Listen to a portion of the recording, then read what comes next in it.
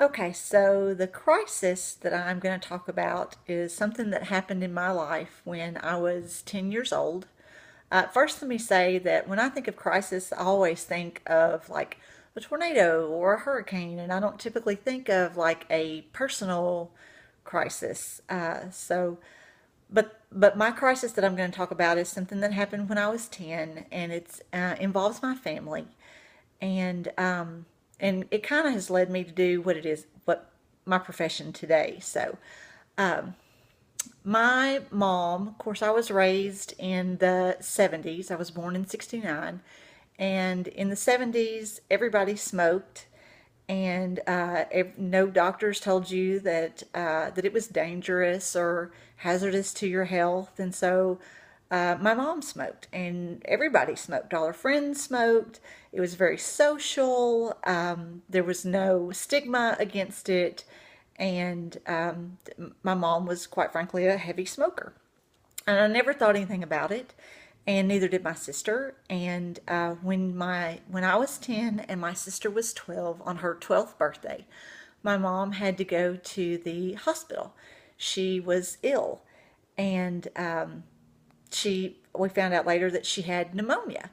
And she was in our local hospital in Warren, and she wasn't getting any better, so they transferred her to Little Rock to St. Vincent's and put her in ICU. So after she left Warren, we didn't get to see her in the hospital because she was in ICU and we were too young. But she got steadily worse. Her health declined, and they could not clear up the pneumonia, and there was continuing problems, and so they decided to let my sister and me see her because quite frankly she wasn't going to survive.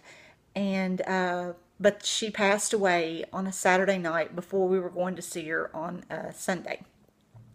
So all in all, she was sick for about a month, and there were several weeks that my dad was in Little Rock with her, and my sister and I stayed with friends or family friends while he could be in Little Rock at the hospital with her. And I mean, that was a very significant change in my life when I was in the fifth grade. You know, a girl needs her mother. Any child needs her mother. Then again, Ulmer always suggests that you look for a renewal aspect. And when I was in the sixth grade, right about a year later, the summer after I was in sixth grade, my father remarried, and I got two additional older sisters, and I never would have had the opportunity to know them or have them in my family if I didn't, if quite frankly, if my mom hadn't passed away. And as much as saddened as I was by that, and as sad as I still am, at least I did have that moment where I got two additional older sisters, and I've had a mother who has raised me as her own since I was 11 years old.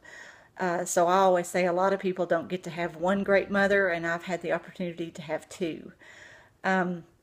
And quite frankly, that's part of why I'm doing the work that I'm doing now. Is if I can assist one parent, one family in their help to quit using tobacco products, then I can help one child who might not lose their parent.